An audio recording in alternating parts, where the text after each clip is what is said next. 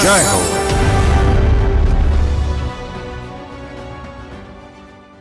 నమస్కారం.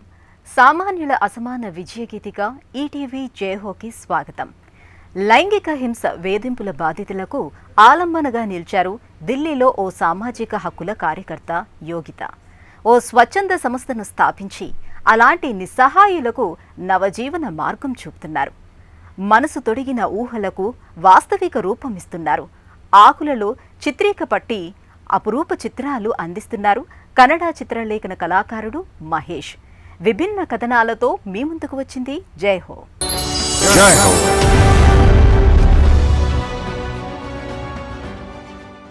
మాట వేసి కాటువేసే కాలనాగులు, పశువాంఛలతో ఉచ్చ నీచాలు మరిచే మానవ రూప దానవులు, నేర ప్రవృత్తి ప్రబలి తరచూ లైంగిక దాడులు, అమానుషాలు, చట్టాలు ఎన్ని ఉన్నా సత్వర న్యాయం కరువై నిందితులు పారిపోయిన ఘటనలు ఎన్నో. బాధితుల మౌన రోదనలు చట్టాలకు పట్టవు. అలాంటి నిస్సహాయులకు అండగా నిలిచారు నిర్భయ కేసులో అవిశ్రాంత పోరాటం చేసిన సామాజిక కార్యకర్త Yogita. People against rape in India PARI అనే సంస్థను స్థాపించి బాధితుల జీవితాల్లో వెలుగు నింపుతున్నారు.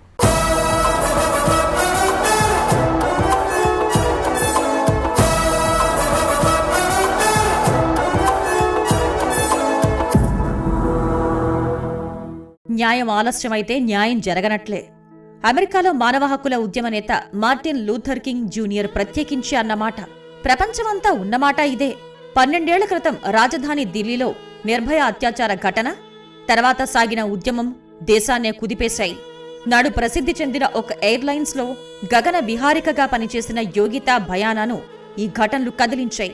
లైంగిక దాడి ముద్దాయిలను శిక్షించాలని బాధిత కుటుంబ సభ్యులకు న్యాయం కోసం ఉవ్వెత్తున సాగిన పోరాటానికి ఆమె ముందు నడిచారు. లైంగిక హింస బాధితులకు భరోసాగా అండగా ఉండటానికి people against rape in India అనే స్వచ్ఛంద సంస్థను స్థాపించారు.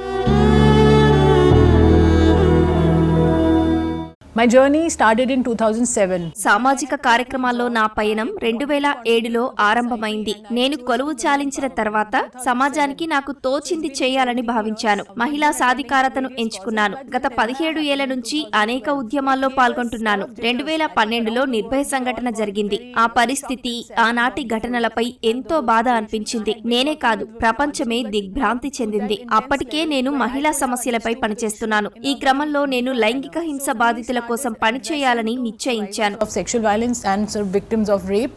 యోగిత ఢిల్లీలో పుట్టి పెరిగారు. ఢిల్లీ యూనివర్సిటీలో డిగ్రీ పూర్తయింది.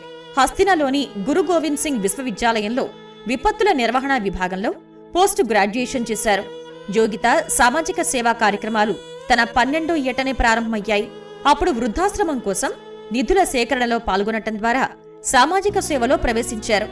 2007లో 27 ఏళ్ల వయసులో సామాజిక సేవకు మరింత సమయం కేటాయించేందుకు ఉద్యోగం వదులుకున్నారు.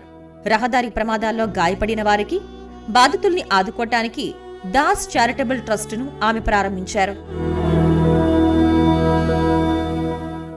I want to talk about my foundation. నేను స్వచ్ఛంద సేవ కోసం నెలకొల్పిన సంస్థ పేరు people against rapes in India, క్లుప్తంగా పరి. లైంగిక హింసకు గురైన బాధితుల కోసం ఈ ఫౌండేషన్ పనిచేస్తోంది. హింసకు గురైన వారు నిజానికి బాధితులు కూడా కారు. ప్రాణాలు దక్కించుకొని మనుగడ సాగిస్తున్న వారనవచ్చు. వారు యోధులు. దురదృష్టవశాత్తు మా హెల్ప్ లైన్ ఫోన్ కి వచ్చే కాల్స్ ఎలా ఉంటాయంటే, ఒక మహిళ మీద లైంగిక హింసకు పాల్పడటమే కాదు, తర్వాత అమానుషంగా చంపివేస్తారు. అలాంటి బాధితులకు మేము సాయపడతాము. వారికి న్యాయ సాయం అందేలా చూస్తాం. Justice. So we do all these things. Road ప్రమాదంలో గాయపడిన ఓ సెక్యూరిటీ చావు బతుకుల్లో ఉన్నాడు. అతన్ని కాపాడే యత్నం విఫలమైంది.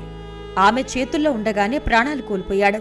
పెద్ద దిక్కును కోల్పోయిన అతడి భార్యకు యోగిత ఆసరా ఇచ్చారు. కష్టాలలో ఉన్న వనితలకు సాయం, ఉపాధి అవకాశాలపై నాటి నుంచి దృష్టిని కేంద్రీకరించారు.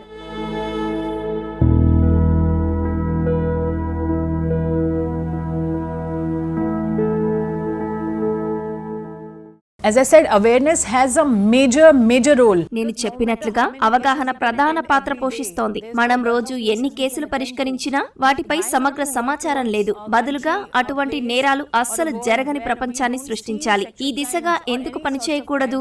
ఆడవారిని గౌరవించాలని మగవాళ్లకు చెప్పాలి. తర్వాత తరానికి ఈ అవగాహన విద్య అందించటం ముఖ్యం. ఇదొక్కటే నిజమైన పరిష్కారం. సమాజం, రాజకీయాలు, కుటుంబాలు, పాఠశాలలు, విద్యా వ్యవస్థ, మౌలిక సదుపాయాలలో మనకు సాధారణ సున్నిత భావతన, సమగ్రత అవసరం.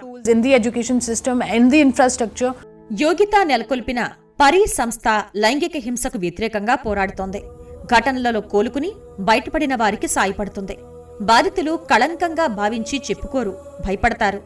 లైంగిక దాడికి గురైన వారిని నిందించకుండా సంస్థ వివిధ వేదికల నుంచి అవగాహన కార్యక్రమాలను చేపడుతుంది.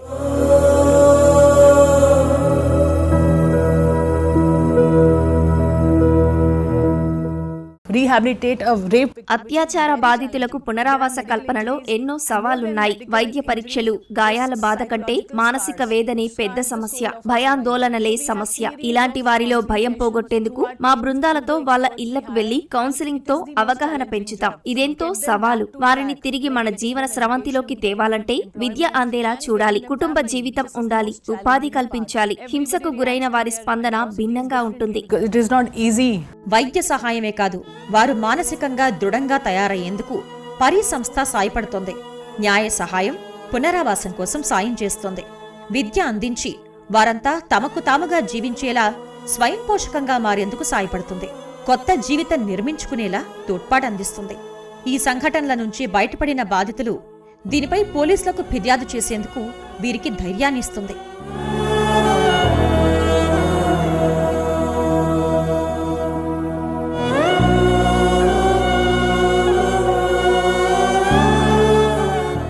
So Pari People Against Rapes in India, we have a helpline number which పరి ఆధ్వర్యంలో మన దేశంలో ఓ హెల్ప్ లైన్ ఉంది. ఈ హెల్ప్ లైన్ నుంచి మాకు రోజంతా కేసుల ఫిర్యాదులు వస్తుంటాయి. దేశంలో గృహ హింసపై హెల్ప్ లైన్ ఉంది. ఫిర్యాదు రాగానే మా బృందం అక్కడికి వెళ్లి హాజరవుతుంది. మేమంతా పాల్గొంటాం. ఎఫ్ఐఆర్ నమోదు చేశారా, నిందితులను అరెస్టు చేశారా, కటకటాల్లో ఉన్నారా లేదా చూస్తాం. ఇలాంటి సమస్య ఎదురైన వారికి వైద్య సాయం ఎలా అందుతుందో పరిశీలిస్తాం. వ్యాజ్యం నడుస్తుంటే చట్టపరంగా సాయపడతాం. పరిహారం పొందేలా ప్రభుత్వం దృష్టికి తెస్తాం. due from the government which they are supposed to get. రోజు పరీ సంస్థకు కష్టాల్లో ఉన్న బాధితులు సురక్షితంగా బయటపడ్డ వారి నుంచి 4-5 ఫోన్ కాల్స్ వస్తుంటాయి.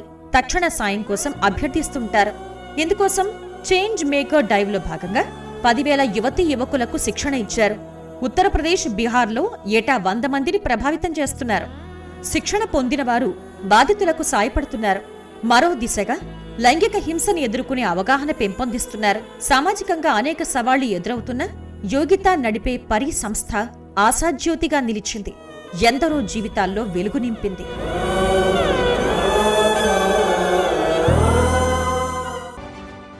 ఆ వేలి కొసలు ఏం సందేశమిస్తాయో, పచ్చటి ఆకుల్లో కమనీయ కళాకృతులు కొలువు తీరుతాయి. ఆ మనసు ఏం సంకేతాలిస్తుందో, ఆ చెయ్యి చకచకా కదులుతూ పచ్చటి ఆకుల్లో అద్భుత చిత్రాన్ని ఆవిష్కరిస్తుంది. కన్నడ సీమలో హరితపత్ర చిత్ర కళాకారుడు మహేష్ మార్ని కళా సృజనకు దేవుడైనా, క్రికెట్ దేవుడైనా దిగిరావాల్సిందే. ఆకుపచ్చ కావ్యంలో ఒదిగిపోవాల్సిందే. చదివింది 10వ తరగతే, కానీ ఆకుల మీద చిత్ర రచనలో 4 ఆకులు ఎక్కువే చదివారు.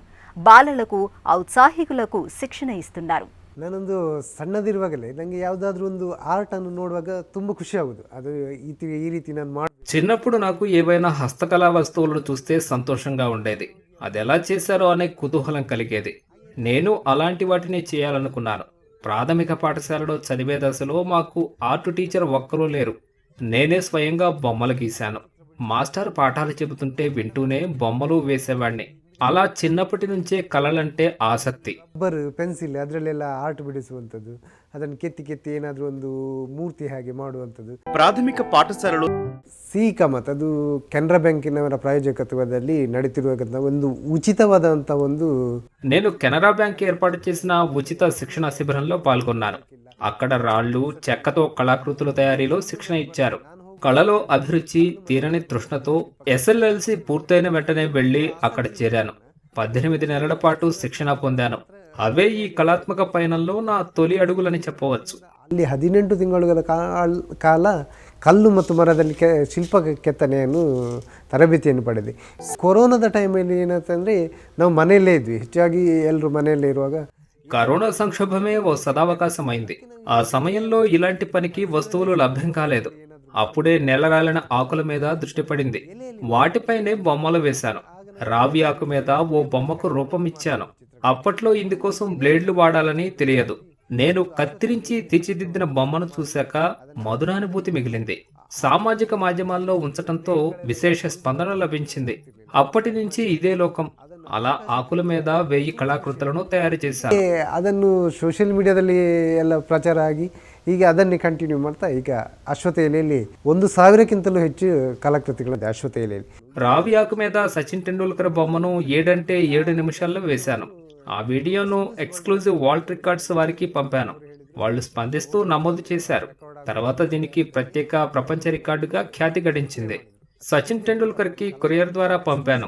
చాలా సంతోషంగా ఉందని చెబుతూ మాస్టర్ బ్లాస్టర్ నన్ను అభినందించారు. ಕೊರಿಯರ್ ಮುಖ ಕಳಿಸಿದೆ. ಅವರಿಂದ ಕೂಡ ಒಂದು ರಿಪ್ಲೈ ಬಂತು. ಎರಡು ಖುಷಿ ಏನಂದ್ರೆ ಒಂದು ರೆಕಾರ್ಡ್ ಆಯಿತು, ಸಚಿನ್ ತೆಂಡೂಲ್ಕರ್ ಅವರೇ ರಿಪ್ಲೈ ಮಾಡಿದ್ರು ಅಂತ ಹೇಳಿ ತುಂಬಾ ఖుషి ಆಗ್ತಾ ಇದೆ.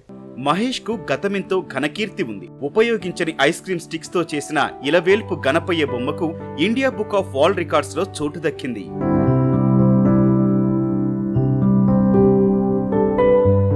ಐಸ್ ಕ್ರೀಮ್ ಕಡ್ಡಿಯಲ್ಲಿ ಗಣಪತಿ ಮಾಡು ಅಂತ ಹೇಳಿ ಬರೀ ಐಸ್ ಕ್ರೀಮ್ ಕಡ್ಡಿಗಳನ್ನೇ ಒಟ್ಟು ಮಾಡಿಕೊಂಡು కేవలం ఐస్ క్రీమ్ స్టిక్స్ నే ఉపయోగించి గణపతి కళాకృతిని ఆవిష్కరించాను. ఫెవికాల్ తో అతికించి శరీర భాగాలు తయారు చేసి ఈ బొమ్మను ఆవిష్కరించాను. ఇందుకోసం 3200 ఐస్ క్రీమ్ పుల్లల్ని ఉపయోగించాను. ఈ కళాకృతి తయారీ ఛాయాచిత్రాలు వివరాలని పంపించగా ఇండియా బుక్ ఆఫ్ రికార్డ్స్ నమోదు చేసి ప్రశంసించింది. ಇದನ್ನು ಕಳಿಸಿದೆ, ನಾನು ಹೀಗೆ ಮಾಡಿದ್ದೇನೆ, ಅದನ್ನು ಸೆಲೆಕ್ಟ್ ಆಗುತ್ತಾ ಅಂದರೆ ಅವರಿಂದ ರಿಪ್ಲೈ ಬಂತು, ಓಕೆ ಅದು ಸೆಲೆಕ್ಟ್ ಆಗುತ್ತೆ ಅಂತ. లైంగిక దాడులు, అత్యాచారాలు, అఘాయిత్యాలు ఎలా పిలిచినా బాధితుల కన్నీరొకటి. అలాంటి నిస్సహాయులకు అండగా నిలిచారు సామాజిక కార్యకర్త యోగిత. కళా అభిరుచినే ఉపాధిగా మలుచుకుని ఉద్యమ స్ఫూర్తితో ముందుకు సాగుతున్నారు మహేష్ మార్నే. మరిన్ని కథనాలతో వచ్చే వారం జైహోలో మళ్ళీ కలుద్దాం. నమస్కారం.